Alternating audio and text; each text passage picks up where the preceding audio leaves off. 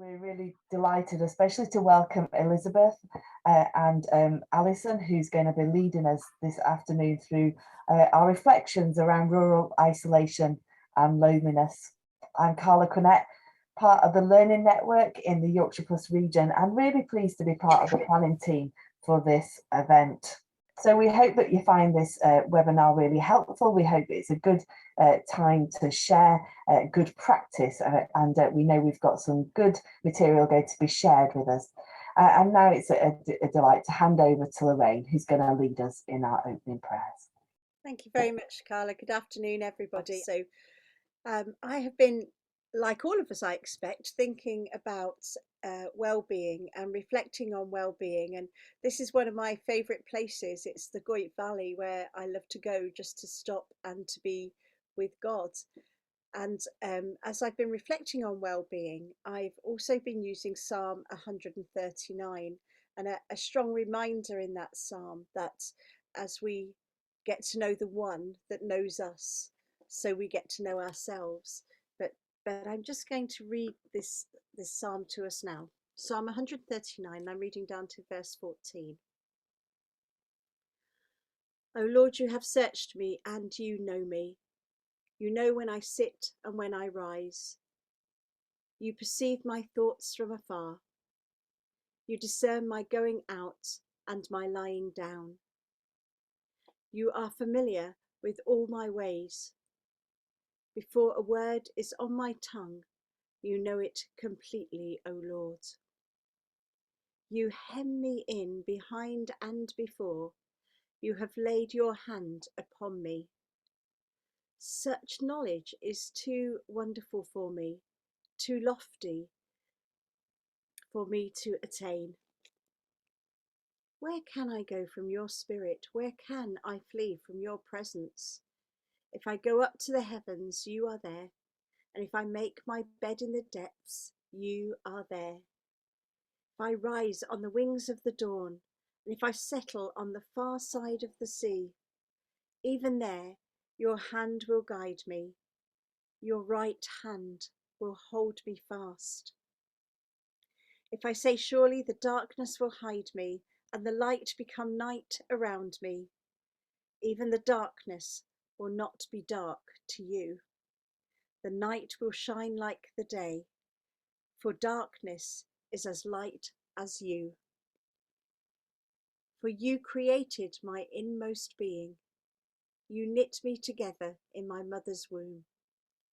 I praise you because I am fearfully and wonderfully made.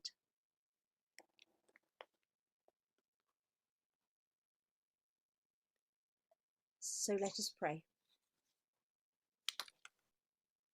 God of creation, as the maker and creator of us all, we ask you to draw close to us now during our time together.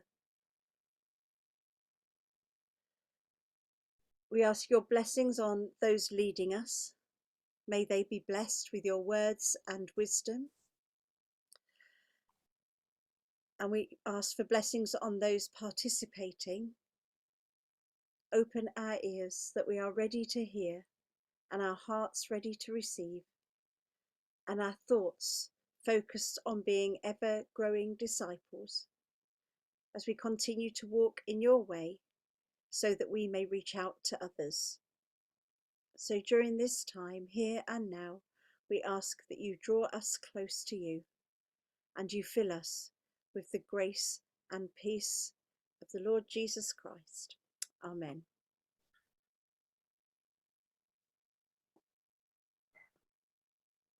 So we're delighted to welcome Alison to our webinar to lead us in our opening thoughts, and Elizabeth, and I'm going to ask if you might introduce yourselves so that people know who you are. That's lovely.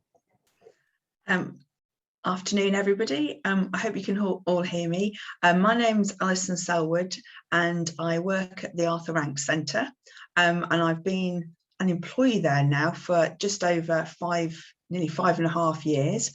And I am the organisational support manager and also the executive PA to the chief exec, Claire. And if you don't know about the Arthur Rank Centre, we're celebrating our 50th birthday next year, and we resource, train and advocate for the rural church and their communities.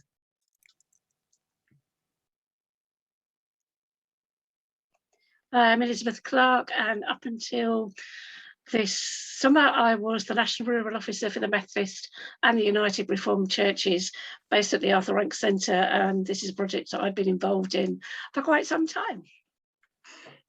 I've now sat down, as they say.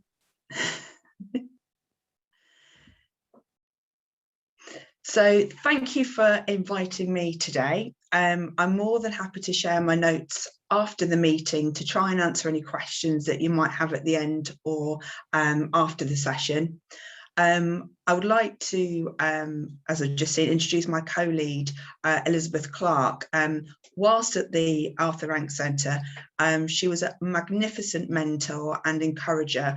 And I think if it wasn't for Elizabeth's encouragement, I wouldn't be here today, because I would have been frightened off by facing so many people. So I genuinely thank Elizabeth for all the encouragement that she's given me. I think this says it all, this quote from Mother Teresa. Loneliness and the feeling of being unwanted is the most terrible poverty. So today's outline, we're going to be defining what is isolation and loneliness, contextualizing and providing some statistics, because I know there's an awful lot of statistics out there about isolation and loneliness, but some of the, some are more powerful than others, about isolation and loneliness in the rural context. Then Elizabeth will be leading in the breakout sessions, looking at starting the conversations about what is isolation and loneliness using our rural talk cards, and then it's practical steps to make a difference. So how the Arthur Rank Centre got involved in the issue, how you can go forward supporting your community, and also how we can help you on that journey. Then there will be another breakout session where there can be just sort of consolidation of people's first thoughts on maybe what projects you'd like to develop, what projects you might like to extend, and also sort of think about how yourself can make a pledge. And then there will be ending with the Q&A session. So the first thing is, what is isolation and loneliness? The term isolation and loneliness are often used interchangeably, but it is important to recognise that they are distinct concepts and a good understanding of each is required. Isolation is defined as the absence of social contact, for example, friends, family, community involvement, or access to services. It is therefore a tangible and measurable concept, and isolation can often lead to loneliness. Practical steps can often be taken to address isolation, such as improved transport links, increased use of internet, or localisation of services and resources. Loneliness is a subjective, unwelcome feeling at lack of loss of companionship. It happens when we have a mismatch between the quantity and quality of social relationships that we have and those that we want. Now I'd like you to watch a short video from the campaign to end loneliness, which really highlights what does it feel like to be alone.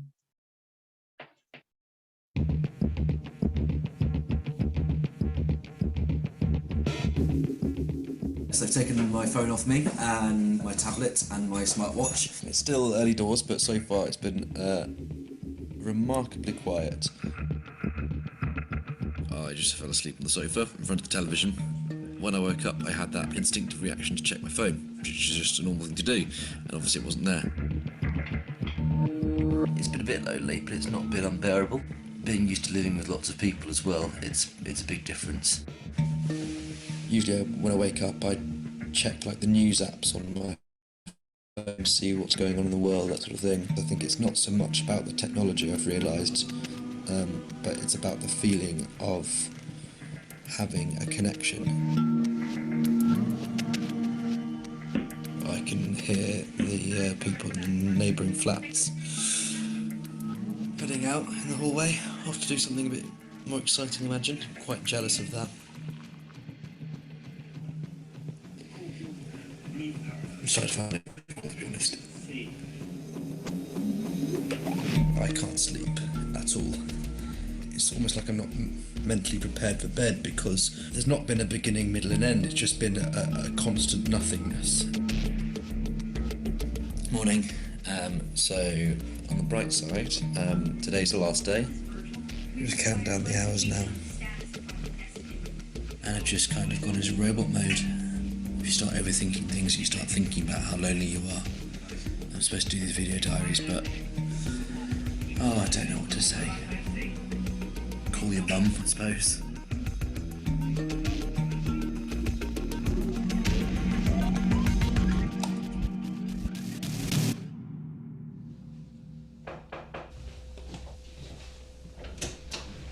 Are you Joe? I am, yes, nice to meet you. Hello, Joe. How are you doing? I'm very well, thank you. Come in. Thank you.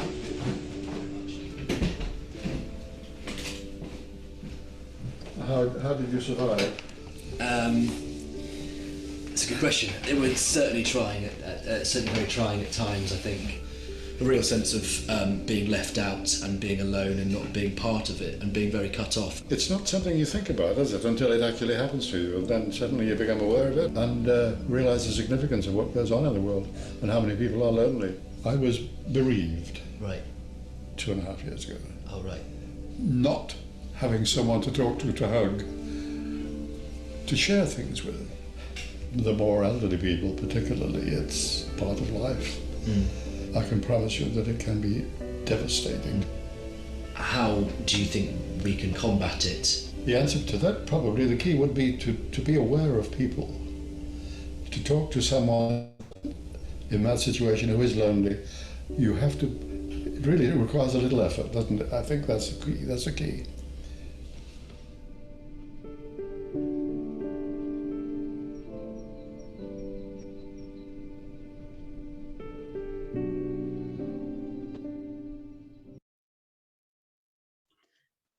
I think the first time, well, every time I see that, it's very, very powerful and says a lot of messages.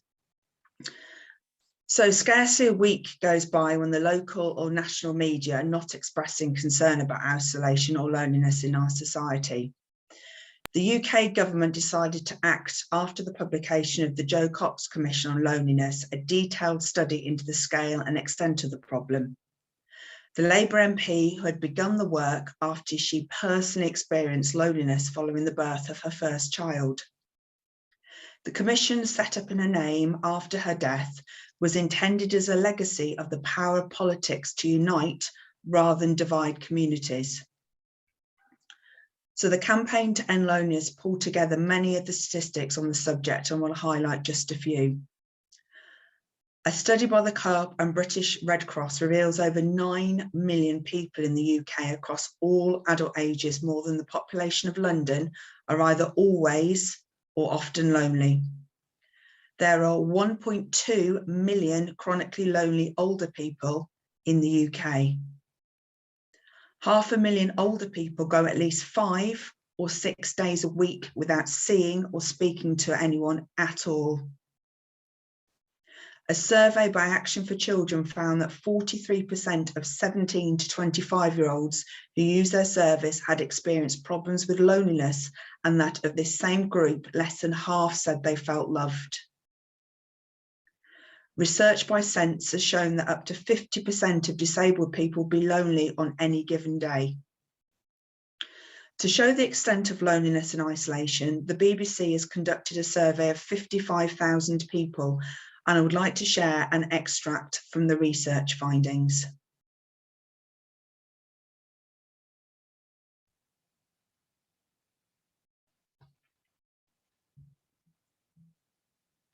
"55,000 people took part in the BBC's loneliness experiment, making it the largest in the world, and now we can reveal the results. There's often a stereotype that loneliness strikes older, isolated people, and of course it can. But we found that on average, younger people are even lonelier. 40% of 16 to 24-year-olds who took part told us they often or very often feel lonely, compared with 27% of over 75s. We also found that people of all ages who feel discriminated against for any reason, for their sexuality perhaps, or because of a disability, are more likely to feel lonely. The good news for people of any age who feel lonely is that you score higher than average for empathy. The sad news is that people who feel lonely told us they feel ashamed about it. Only a third believe that loneliness is about being on your own. It's more about feeling disconnected from the world and not having anyone who you feel really understands you. Those who score high on loneliness do seem to have lower levels of trust in others and higher levels of anxiety, which might make it harder to form friendships. But when it comes to a test of recognising emotions in others, their social skills are in fact just as good as everyone else's. People who say they often feel lonely have poorer health on average and are more likely to smoke. We also asked about social media and found that people who report high levels of loneliness tend to have more Facebook friends who they only know online. Maybe if we feel lonely, we look online for the meaningful friendships we don't have in real life. So what's the answer? We asked you which solutions have worked for you in alleviating loneliness.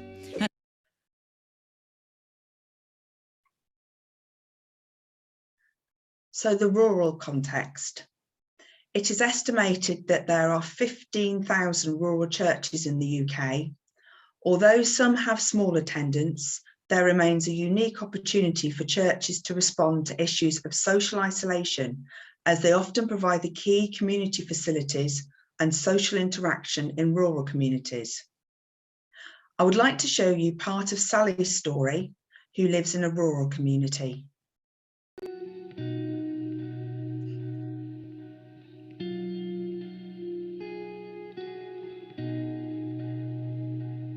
My name's Sally and I'm married to Tim, and we're both retired now. He was a retired agricultural engineer and I'm a retired vicar.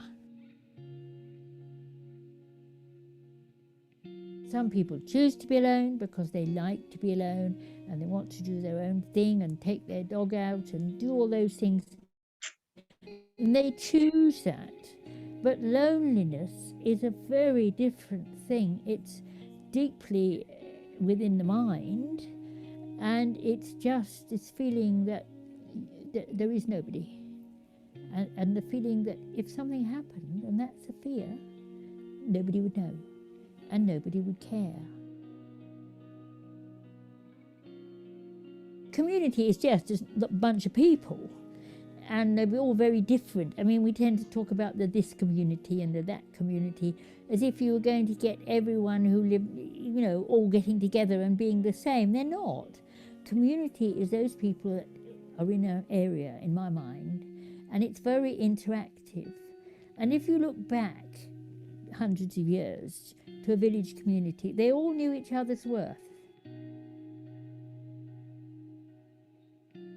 Particularly if you get older and you aren't able to drive, because bear in mind, pretty well everyone out in the country has some sort of vehicle. And if it comes to that you can't, then it is very difficult, because public transport has got less and less and less. And that means that on a dark night you don't want to risk going out. And if you're then on your own, say your partner dies, then there's the great feeling of people get withdrawn into themselves. I think it's partly that there's nothing to go out for and nowhere to go because there isn't a shop, or there isn't a pub, or there isn't a centre of any sort. And so people remain in, and there's nobody to talk to, and the feeling is that nobody is interested in you at all, and you're of no worth at all, and the whole thing begins to close in. People may have been uprooted. I mean, one or two people I can think of had moved down here to be near to family, which is lovely, but they left behind all their friends. And everyone says, oh, so-and-so's all right because she's near her family, so they don't sort of interfere. And it was one lady, it wasn't until she burst into tears at the Royal Coffee Caravan that everybody realised. People used to meet at the village shop. You know, it had the same thing as the old parish pump and days of yore. They used to meet at the village shop and talk about all sorts of things. Now, we have a very excellent village shop. And when I was in ministry, on 2 or 3 occasions, I know they saved somebody's life, because they'd say to me when I went in, so-and-so hasn't been in for 2 or 3 days, do you think he's all right? And we'd go and find out that he wasn't. And you know, that is a great service that a shop offers, that is more than just being somewhere where you go and buy a can of beans. I think it is important that people have the opportunity to meet in this kind of neutral setting and share, and not be afraid to ask people for help.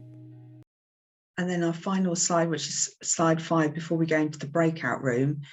In many, as we've just heard, in many rural areas, the only buildings available, if any, which enable local people to meet socially and or provide community activities are pubs, village halls and church buildings.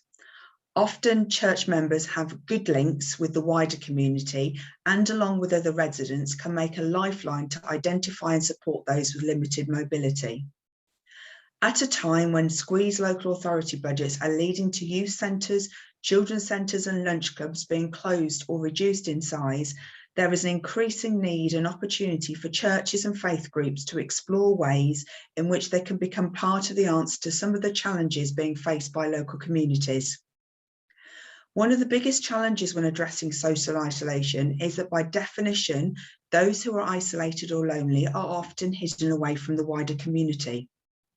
It is therefore likely that those experiencing the most extreme levels of isolation or loneliness will not be attending church services and activities. Therefore, churches wanting to reach the most isolated and vulnerable will need to be proactive. To reach those who are isolated and lonely, involve others and make use of local knowledge. Consult members. Have they noticed anyone who appears to be lonely or isolated? Talk to the people who run the shop or pub. Are there parents of young children or carers for older people at home who may not see another adult during the day? Even in small communities, there are likely to be some people who represent statutory agencies and authorities. Whilst they'll be bound by issues of confidentiality, you may be able to set up a referral system whereby they can inform clients of activities you are hosting. I will now hand over to Elizabeth to explain about the facilitated breakout rooms. Hi, I'm not sure how many groups we're going into, but we've got 2 questions for you to think about. One of the things that we found when we were piloting some of our loneliness and isolation material were churches who said, oh, there's nobody lonely in our community, or they just wouldn't talk about it because, well, why would you? So we produced some table talk. We've worked with Table Talk, Ugly Duckling, to produce these rural talk. And there are 2 sets. One is questions for the church, and one is for the community. And I've chosen a question from each. So the church question would be, why do we in church rarely talk about loneliness? If we do, how do you think this might change us? And the community-based question is, what words would you use to describe your ideal community? There's a huge stigma. It seems to be the subject that people don't want to talk about. That's why we came up with these cards, to try and engender conversations within churches so that they can then start to see who might be missing and take that in the community and help the community to talk about it as well.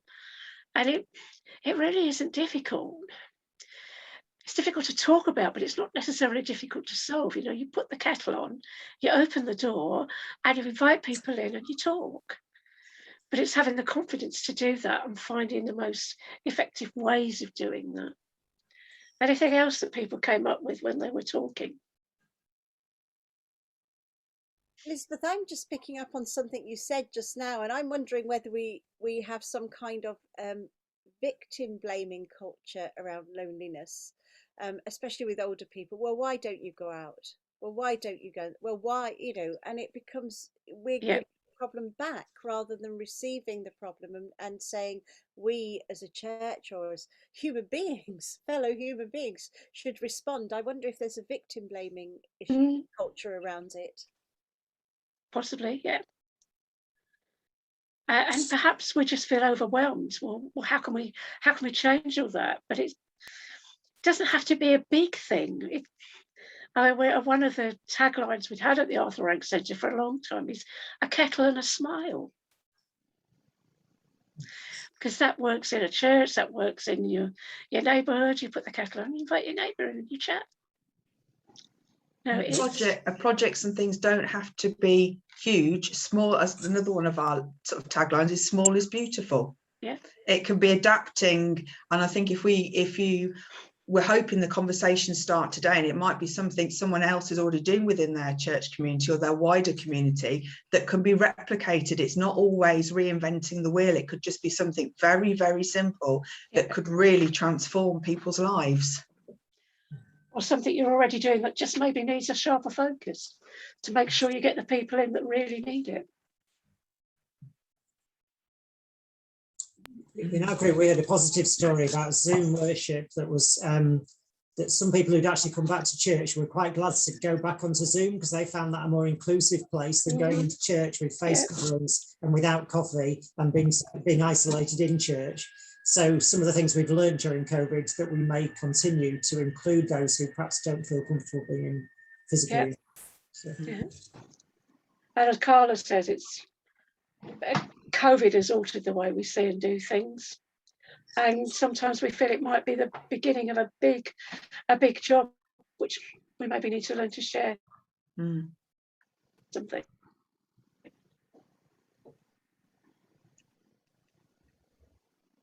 I think loneliness is seen as a stigma, isn't it? Because it's actually the beginnings and can be the beginnings of mental health.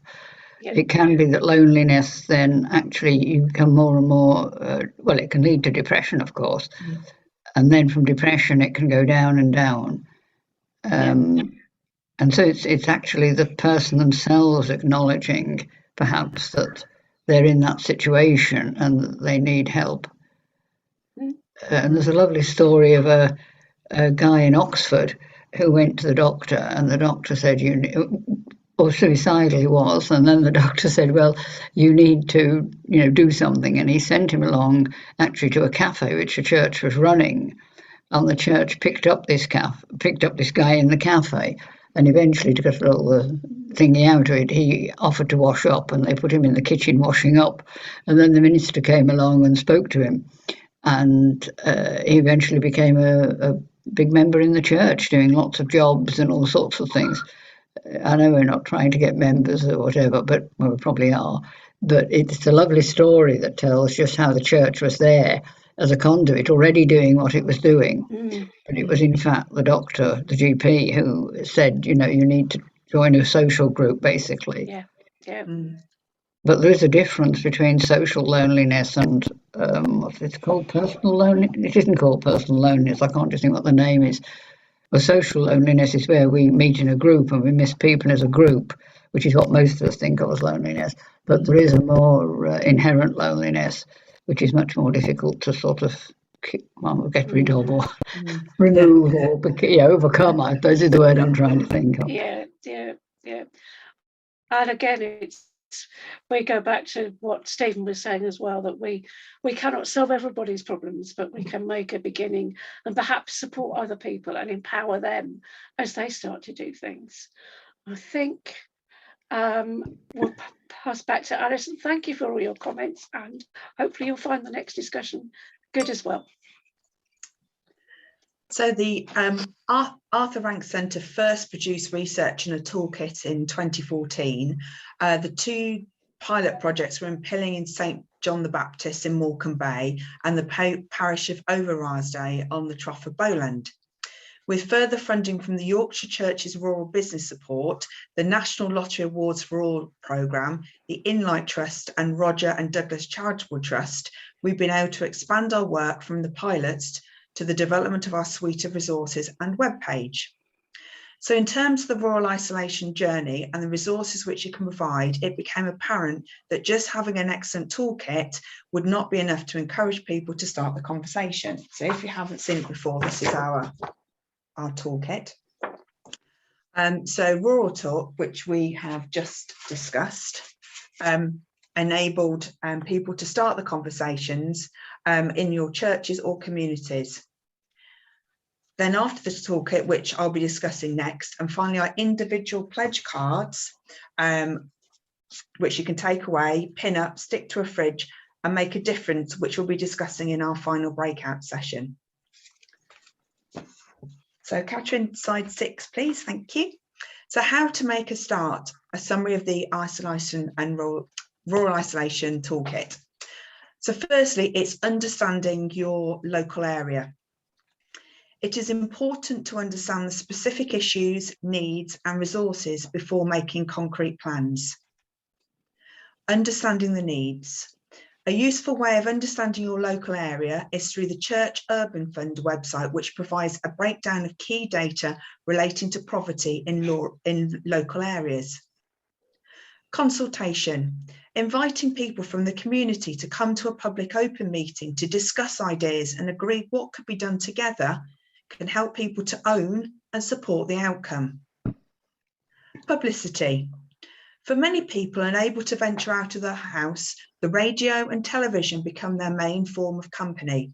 So using local media is a good way of communicating events or startup projects aimed at isolated or lonely people. Pilot project. Before launching a new initiative, pilot the idea for 6 months to assess the way it works, the demand and any unintended outcomes, and then review progress. Once a project has been set up to address isolation and loneliness, carry out regular reviews to assess areas for improvement and to ensure that it is still needed. The Arthur Rank Centre projects. The projects which churches and communities have planned have been many and varied. From a reminiscent group was established for older people in the local community to meet regularly and share memories. They established a community programme in partnership with Age UK, running a weekly drop-in linked with outreach work. So we're just going to see 2 small clips that were actually filmed by Fiona Fidge, and let's see some of the projects in action.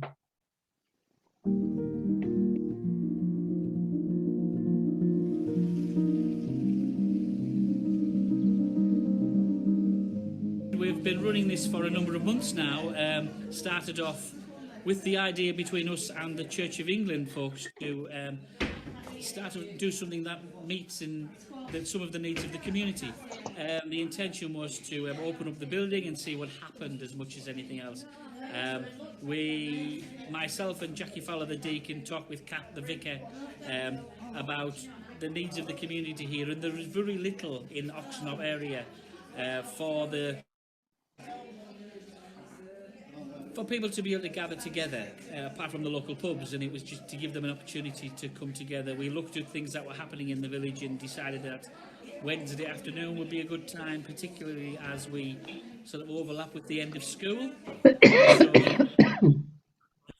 parents coming out of school with their children, just to ask them to come in and give them a cup of coffee and see what happens. It's a great opportunity to spend time with people in the village, to get to know people better, just to chat to people about their concerns, what's going on in their lives. It's a fantastic opportunity and great fun, actually. I think people really enjoy coming. It's footfall in our building, and it's providing a need. You get a chance to meet other people. You also get a chance to meet some of the younger people. So that's nice. One person talked to me about how he, certainly over the winter period, he may not have seen anybody else apart from his brother, other than coming into the cafe. Another person saying how welcoming that she's felt in this community, having lived here for a little while, but had nothing really to connect into the community with.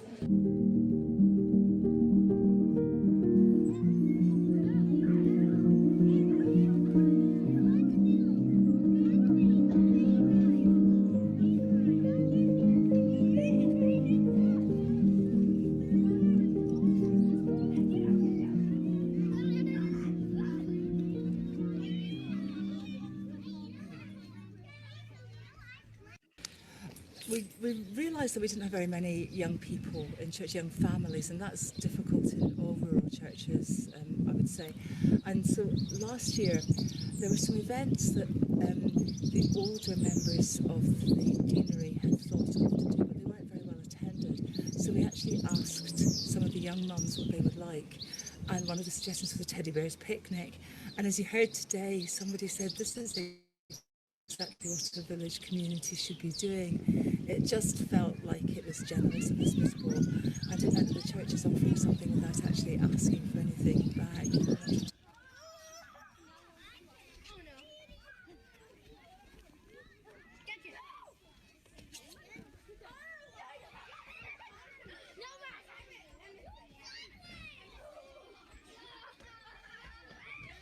So that was the first thing, and secondly, we've got a real desire that people should feel comfortable in the holy space that church is. We've got a beautiful church inside.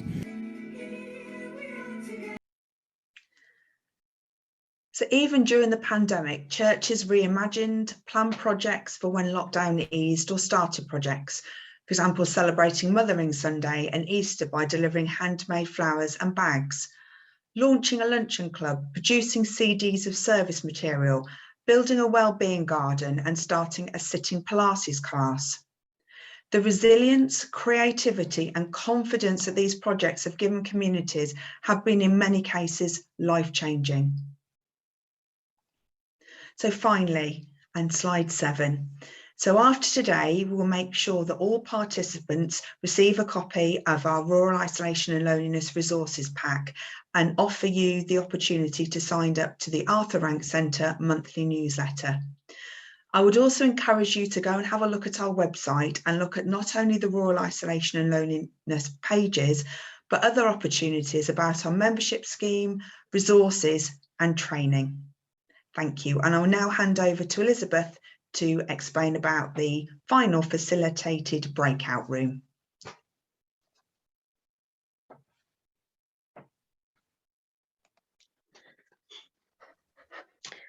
As Alison said, part of the pack that you will all get a copy of if you wish it are these pledge cards that says, you can make a difference. And I will support my community to identify rural loneliness and isolation by. So I'd like you to go in your groups and think about one small thing you could do as an individual, and perhaps one small thing you could do as a church to think about, engage with, do something about isolation and loneliness in your community. And we will be glad to hear your comments in the chat when you return. So if there's anything burning that you want to feedback, pop it in the chat and we can pick it up. Otherwise, it's sort of a bit of a free-for-all in questions and answers, although Andrew's going to make sure it's not a free-for-all. We'll do our best. Okay, well, let's move into a time of question and answers. And if you've got any questions, if you want to put them in the chat. Question I'd just like to ask, and I know that we've benefited in our circuit from some funding towards rural isolation projects, and I just wanted to ask Alison and Elizabeth whether they're aware that if there is still funding out there, or if there's any the support that might be given to projects. The answer is no, not at the moment, but I think what we've tried to do is with the packs, and also we've got a Facebook group, is try and encourage a community of people that are interested in isolation and loneliness within the rural communities, particularly areas where people have been involved in our projects, to share best practice and actually start to have that community of interest. I think that's very much how we want to go forward, hence having the resources and having that sort of like bookend from people starting the conversation to actually practically doing something using the toolkit to then making an individual pledge. So there's information out there. We've really spent a lot of time developing our web pages, but we're here. So if people have got questions, they can come to us. More than happy to help and guide people through projects. But at the moment, no, but we have got a fundraiser. We could look to see what else is out there in terms of funding. There is COVID recovery funding for small projects, about up to between about £500. So I can find out for you and see if there's any specific funding that churches can apply for. So yeah, we haven't, but I can find out if there is anything. Thanks, Alison. That'd be really helpful. I know that the kind of seed funding that we got in our circuit was really helpful for some projects earlier in the year. Yeah. Okay. Any other questions? You can put them in the chat, or you can just ask them out loud.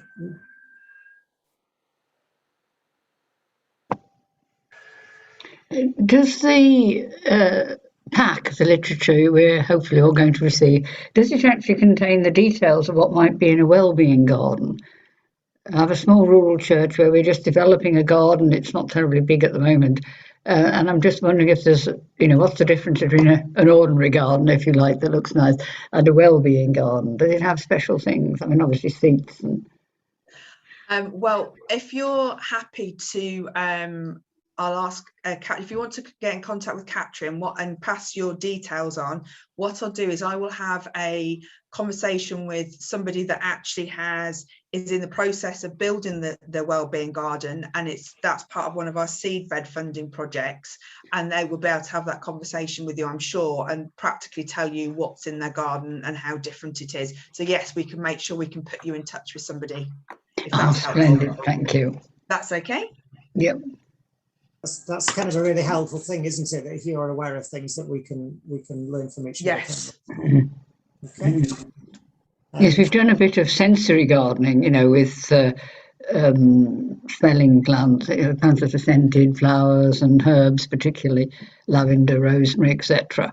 But I just wondered if there's something, specific, because you can have things for touch, can't you? And I think it's about well-being. It's about having a place to be. So it's maybe having even maybe doing a project if you've got somebody in your community that's great at sort of making something out of recycled materials, so you could use something to make a bench, or it's having those spaces you can sit and be and reflect. I think that's partly important as well within those settings.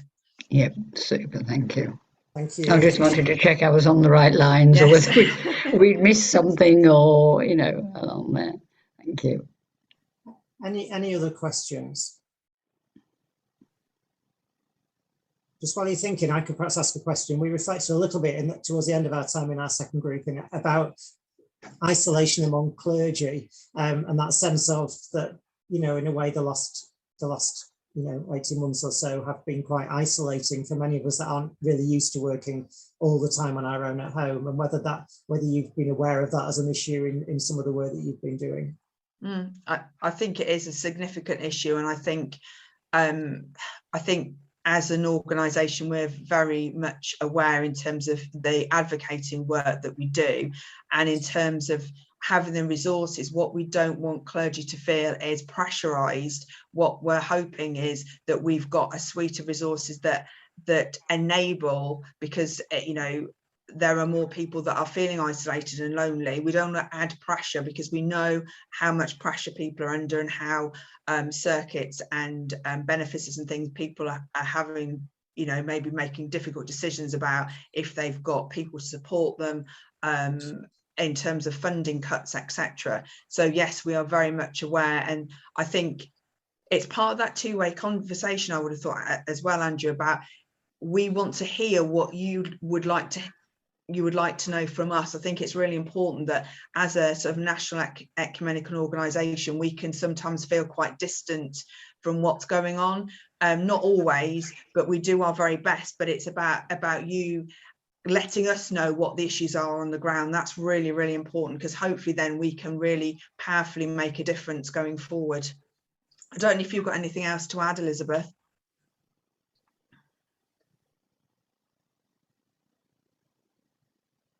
You're muted, Elizabeth.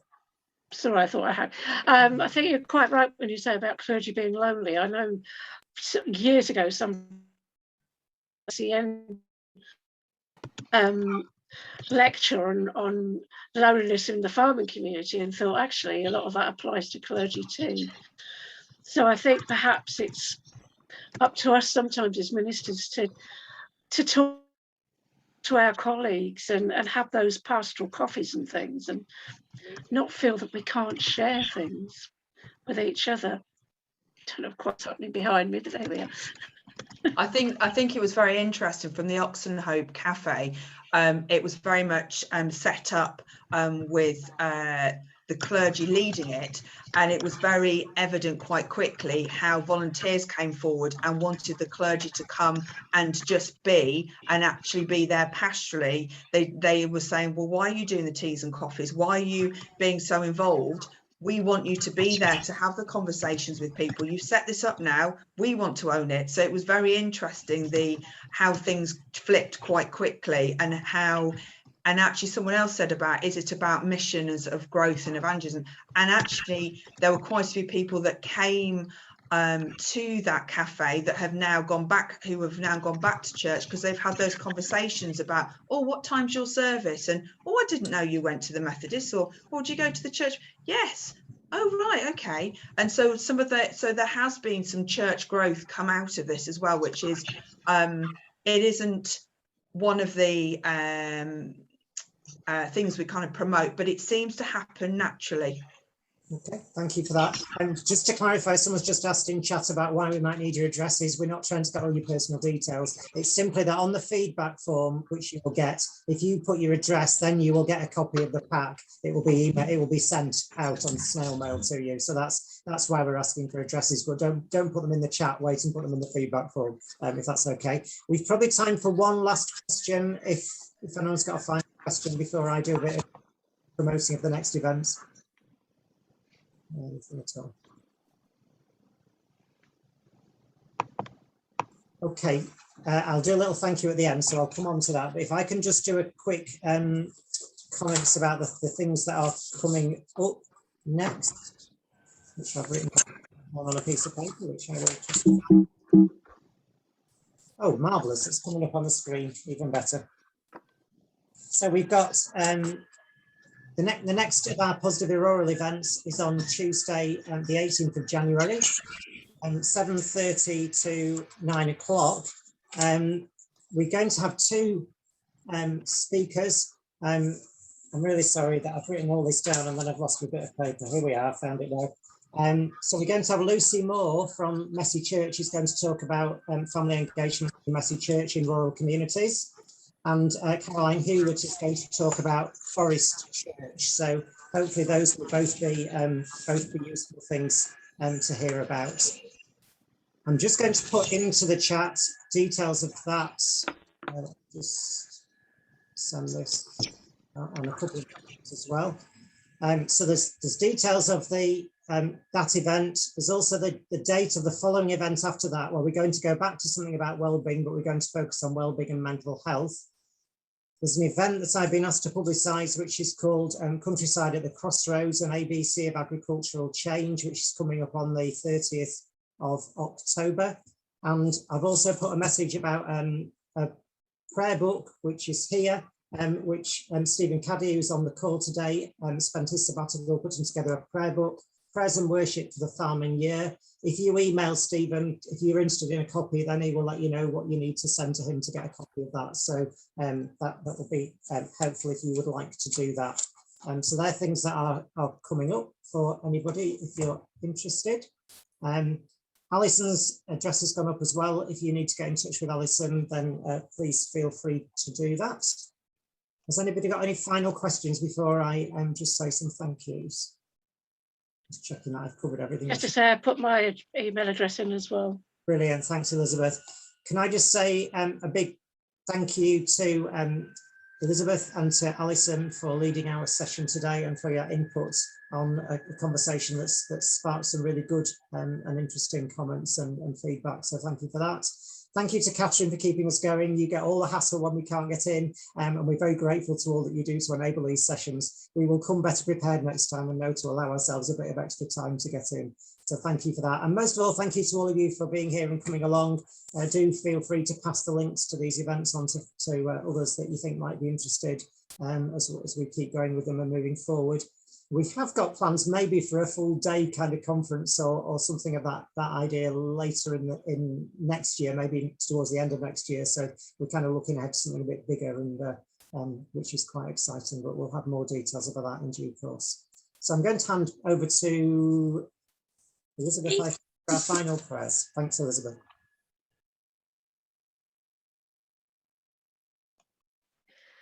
We're going to begin with one of my favourite psalms and then a prayer. The Lord is my shepherd. I have all that I need. He lets me rest in green meadows. He leads me beside peaceful streams. He renews my strength. He guides me along right paths, bringing honour to his name. Even when I walk through the darkest valley, I will not be afraid, for you are close beside me. Your rod and your staff protect and comfort me. You prepare a feast for me in the presence of my enemies. You honour me by anointing my head with oil. My cup overflows with blessings. Surely your goodness and unfailing love will pursue me all the days of my life, and I will live in the house of the Lord forever. So let us pray. Loving God, we pray for those who feel isolated and lonely today. People for whom the future seems dark, one day just like another, with no company, no warmth or laughter. Help us to notice those who others forget, to provide the conversation and warmth they long for. If we are the ones who are lonely, send us the comfort we lack. May we help to build communities where love, laughter, and conversation are shared, where all are valued and accepted. Fill us with your love so that we can share that love with others. In Jesus' name, amen. Amen. Thanks, Elizabeth. Thank you very much, everybody, for being here. Hope to see you all at the next session. We will.